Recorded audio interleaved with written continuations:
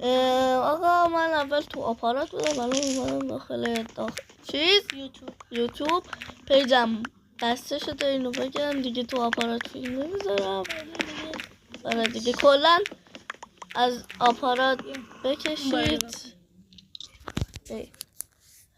از آپارات من دست بردارید. من آپارات دارم ولی نمیدونم داخلش چی بوده. آره دیگه الان اینجا داخل اگه دوتا قسمت باید میتونیم سیب طلا درست کنیم.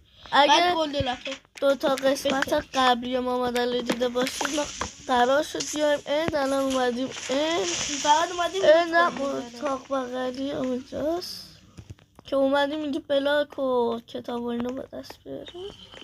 مگه این چنین هم به دست بارم این چنین چیه؟ الان دارم چوب میکنم اونجا خونه بسازیم. یادمون رفته بلاک بیاریم. اینجا گشتید چستا داشت دیگه نمیدونم. چیز کردیم ما دلی از اینا بذاریم زیر پای چیزا اندرمنا. بچه وقتی میرید این بیاد کتاب خونه ها رو بگردید. اگه بلاک ندارید هم از اینو بکنید هم کتاب هم چستاشو بگردید. این چیز همیشه از توش در بود. تو میری لوت؟ آره تو اونجا وایسا من رفتم لوت. این نون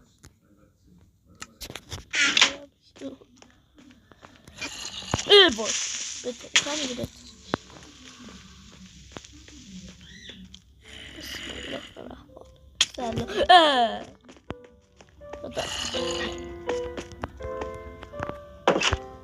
بسا یه چند بلاک بذارم پشتت نتونی بیای.